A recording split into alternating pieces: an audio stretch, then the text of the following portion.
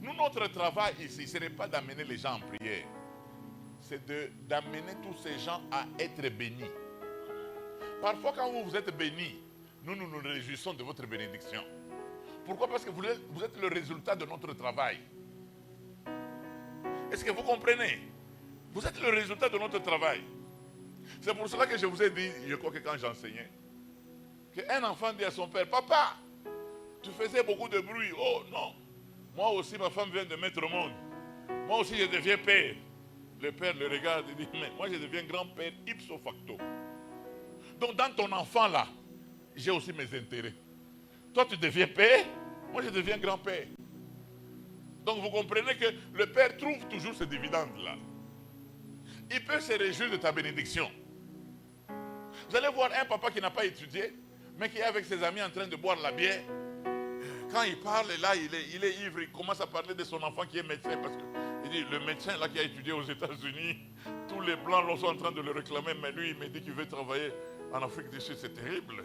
Maintenant, vous qui avez des enfants poussés, vous allez parler là. Il se vante dans son enfant. Vous comprenez? C'est comme ça que même nous sommes très contents. Un jour, j'ai retrouvé un pasteur qui me dit, pasteur, comment ça va? Il m'accueille, il m'embrasse. J'ai dit, ah bon? Ce pasteur est toujours orgueilleux là. Aujourd'hui, c'est quoi? Il me dit, tu pries avec le général Marcel? J'ai dit, oui, c'est ma brebis. Oh, on était avec je comprends qu'il était avec le général Marcel. Le général Marcel lui a dit, mon pasteur, c'est le pasteur réussi.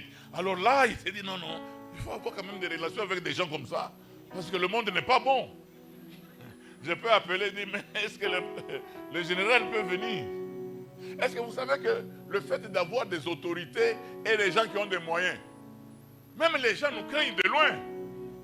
Donc de loin, même les magistrats ici, ils étudient les dossiers avant de te convoquer. Hein. Ils commencent à écrire une convocation, l'autre dit, tu sais que c'est dans cette église que le gouverneur prie. Ah, tika. Oh, kutoza diakre kuna. Pasteur, on a chef naïe. C'est vrai. Même l'adjoint du Rédoc là, il prie seulement dans cette église. Oui, seulement, l'homme prend seulement la convocation et il dit, vous allez me créer des problèmes. Hein? Donc, on ne te craint pas pour toi, on te craint pour les gens que toi tu paies. Vous comprenez? Mais si tu n'as que les domestiques et les sentinelles, on va t'arrêter même sans convocation. C'est pour ça que nous avons tout intérêt à paître le troupeau, que le troupeau soit en bonne santé. Le troupeau assurera notre sécurité. Vous savez, quand vous avez vous avez l'argent, même si votre pasteur tombe malade, on lui dit non, on dit que non, sa maladie là, pour qu'il se réveille, on doit l'envoyer en Ouganda. Il faut une ambulance,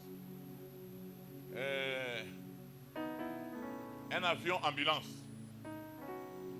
Ces gens-là ils bougent un peu. Ils disent c'est combien? Et puis ils se regardent, ils disent Tridon, on peut terminer cette affaire. À deux là, tous les gens qui chantent là ne donnent rien. Deux personnes qui n'entendent même pas de cantique. Ils terminent le problème du pasteur. Le pasteur, on l'emmène, on va le soigner, il revient. Pourquoi? Parce que tu as la sécurité. C'est ça l'essentiel.